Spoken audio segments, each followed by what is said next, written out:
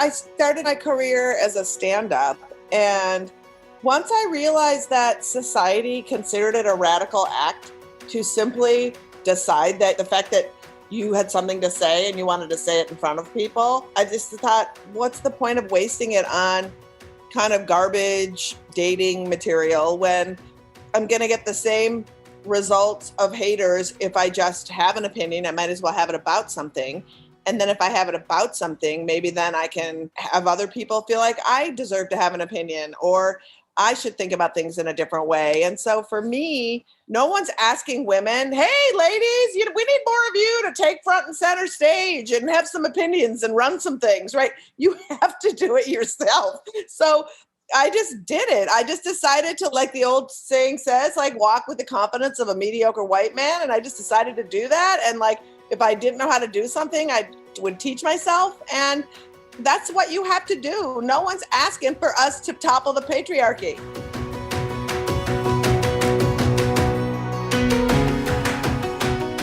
I'm your host, Michelle King, joined by Kelly Thompson, and you're listening to The Fix, a podcast that shares the stories of remarkable people who are innovating and taking action to advance equality in the workplace and beyond.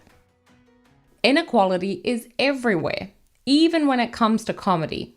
What we're encouraged to find funny is often aligned with what men find funny. This is the male gaze of comedy, and we're socialized to believe that women are just not as funny as men. Women comedians receive far harsher criticisms than men. Women's experiences in general are just not normalized in the same way that men's are. Comedy is consequently a very difficult industry for women to break into. Madeleine Smithberg and Liz Winstead, creators of The Daily Show, are celebrating the show's 25th year.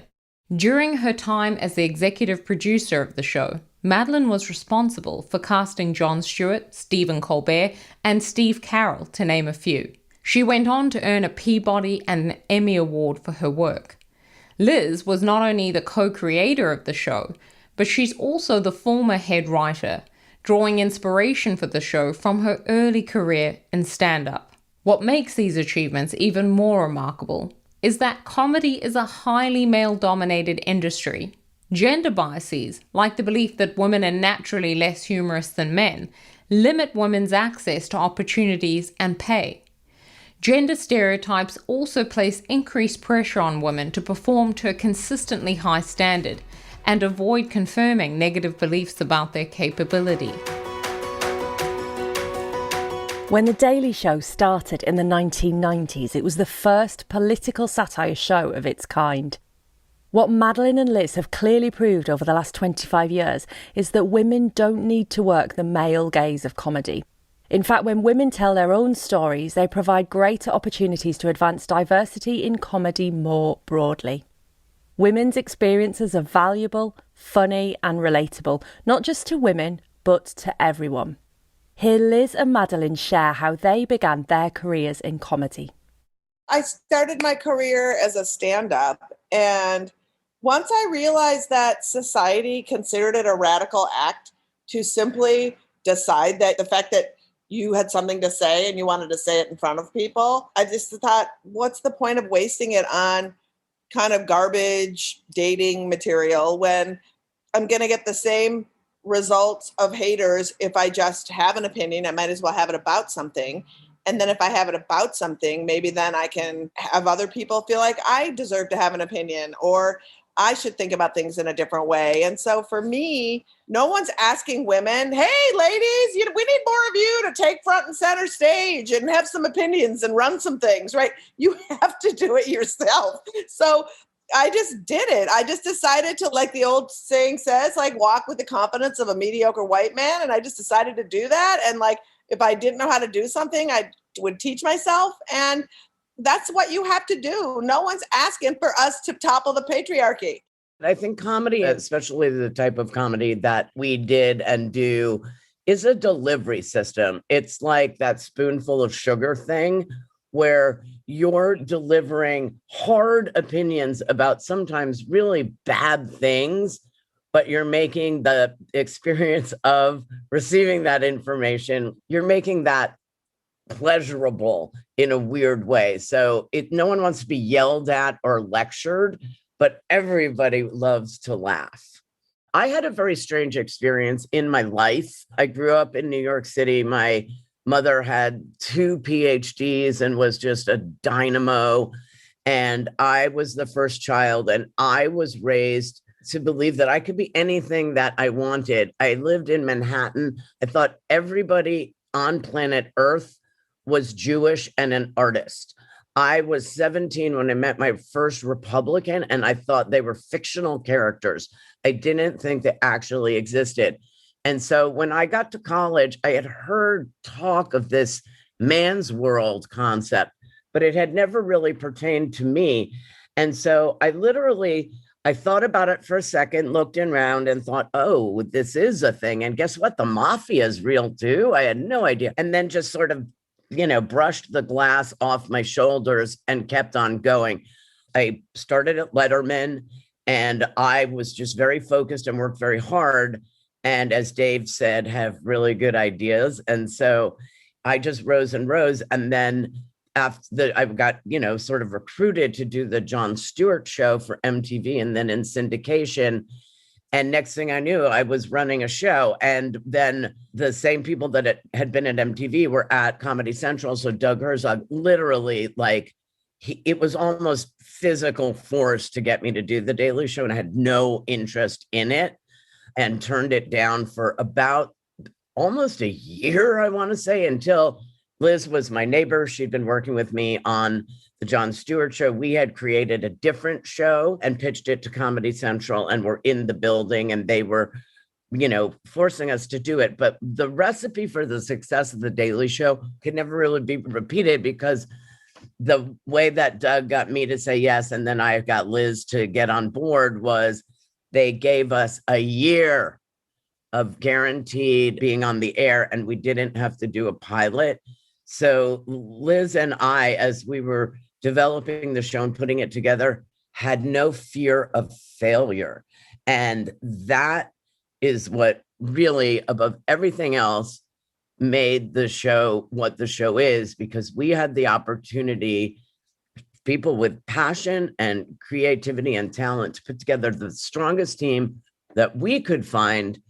And then without fear, just go about, sort of figuratively throwing spaghetti at the wall till we found the perfect recipe. The lack of diversity in Hollywood is a widely reported issue, with racial and ethnic minorities being excluded both on and off camera. The lack of representation, though, is ultimately bad for business, as a new study by the consulting firm McKinsey estimates that the film and TV industry is worth about $148 billion, and each year it loses about $10 billion or 7% by undervaluing Black films, filmmakers, and executives. Here, Madeline and Liz reflect on the causes behind the lack of diversity in comedy. First of all, let's broaden this out to what we're really talking about. It's not all men, it's white men. And I think that especially now, what's going on in America, with almost half of our population thinking that the election was rigged and not believing in the vaccine. I know women are part of that, but it's this fear, but globally, I believe, of white men being scared that power is getting taken away from them. And I think that it's causing literally every single problem facing us as a planet, including global warming. I joke about it with my husband, who I dearly love, and he's a good man and he agrees with me, but I'm like, you guys are ruining this for everybody. And I think that we have the pandemic, and then we have this other pandemic of toxic masculinity, which is at higher state of infection than it's ever been since I've been alive and been keeping track. I think that it's a global problem. And I think that there's just, the world is shifting and the power balance is shifting, and people are panicking and they're grabbing on to whatever they can to hold on. And so I think that the entertainment industry is a microcosm of the world at large. Stand up was all about garbage and patriarchy. Like coming up through the ranks of comedy, there was immediately competition set against the people who were women who were comics. There was never a show where you could just have two women on unless it was a novelty show and it was all women. Club owners would say things like, don't talk about women things because men won't like it. I'm like, I don't have another lens to draw from, buddy. Like, I only know what the world is like through the lens of me being me. And also, like, I had this incredible experience doing stand-up where when I first started doing stand-up, I was like an observational comic and I was doing jokes and I was doing fine. You know, they were easy. And all of a sudden, jokes that would kill just sort of stopped working. And I was like, why are these jokes that have been guarantees not working anymore? And so I started to tape myself and I realized I would first say, ever noticed? And then I would say something really banal. I subconsciously started saying, I think. And when I started saying, I think on stage, instead of saying ever notice, the joke started falling flat. And I was like, oh my God, the fact that I've asserted myself into the banality, you know, it was hard. And, you know, you could hear sometimes when you would work a room, you could hear men in the audience, like if they were just dragged to a club and I happened to be working it, you could hear them be like, oh, it's a woman. Like, you know, there was like a visible like disappointment and audible disappointment. And so for me, where I did luck out though, is like transitioning from stand-up into producing. I had a few experiences before I got to Madeline, and both of them were working for women executives who were very, very supportive. Like I worked for Mo Gaffney on this really cool feminist talk show, and I was the head writer there. That was really fun. And then I worked for a woman named Karen Glass, who was also really great at Comedy Central. And then I lucked out and met Madeline, and it was another woman who was, you know, running a show. And so when men were running the ship, I felt incredibly like I had to be on for the male gaze and the male ear and the male everything. And if women got to hear a little bit about themselves, you know, you'd kind of have to stick that in. And so it really weirdly, you know, going into television production, we lucked out for a stretch. After The Daily Show, I ran into some just kind of bizarro things at other networks, you know, where it was just more people being like, maybe it needs to be more like this. So that, and it was always so men can appreciate it. It was always this thing where it's like, are they so simple that they can only be entertained by an experience that they are wholly familiar with? Because I feel like having sex with someone has a different set of anatomy. I feel like their very favorite thing to do is the opposite of what they are made of, you know? So I'm like, I don't get it. Why are we making it so weird? Like nobody was writing this political material, political comedy, political television satire. Like hardly anybody across the board, period, was doing it. You know, we hired people who came from writing magazines, a couple of stand-ups who were incredibly political people. It wasn't a conventional talent skill because it wasn't like submit a packet for Letterman, show me your spec script for Modern Family. You know, that wasn't going to get me to know that you were going to wake up every single day and be able to churn out material that was in the voice of a satirical news show, that was smart, that had some historical context sometimes.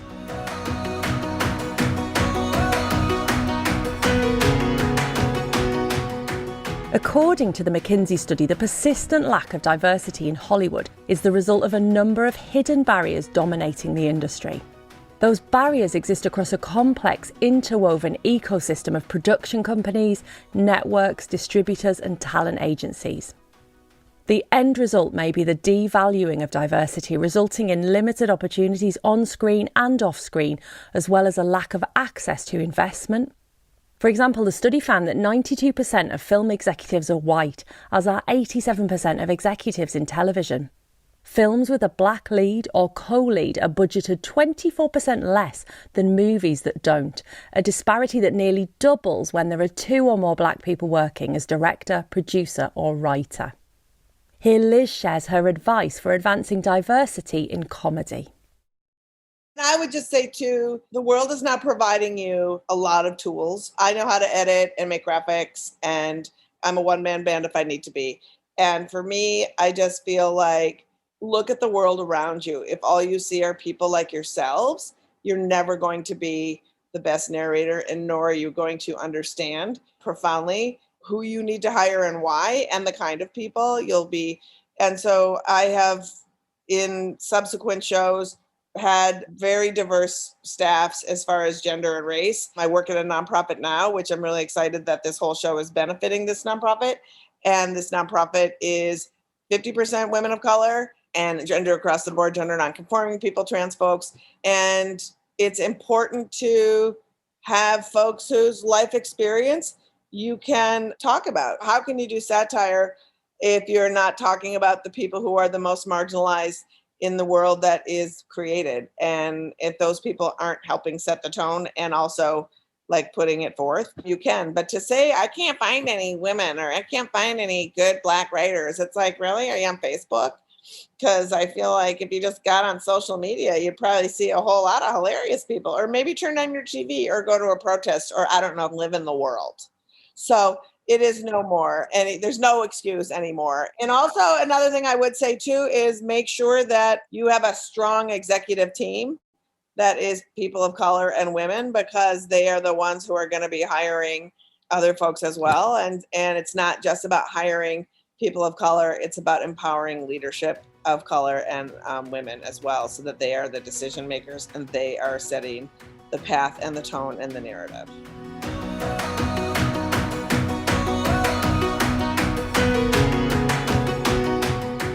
Madeline and Liz are nothing short of trailblazers.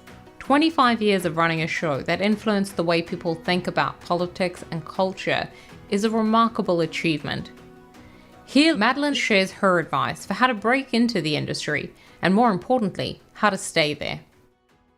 Obviously, we did something right, because here we are 25 years later. You know how you get LinkedIn, like, stupid, like, congratulate this person on 25 years at their job, and I just erase it. And then like a few weeks ago, I got one that said, congratulate Kira Klang on 25 years at The Daily Show. And I went, 25 years? Like, how is that possible? And I think that, you know, who gets to have a legacy like that? Who gets to create something that changes the culture, makes people laugh, makes people think, and just continues and continues and continues? And I don't think there are many people, and certainly not many women, who can say something like that. And I always feel like, you know, I did it. I stayed 7.5 years. I got my Emmy. I have 2 Peabodys. I feel like I could lay down right now and just eat bonbons and I'd be fine, because I have accomplished more than most people can ever hope to. And yet I'm in my kitchen making comedy cooking videos and trying to get a show off the air, hosting corporate team building events. But in terms of advice, I think things are different and things are changing. For the history of late night, I did a panel with Amber Ruffin.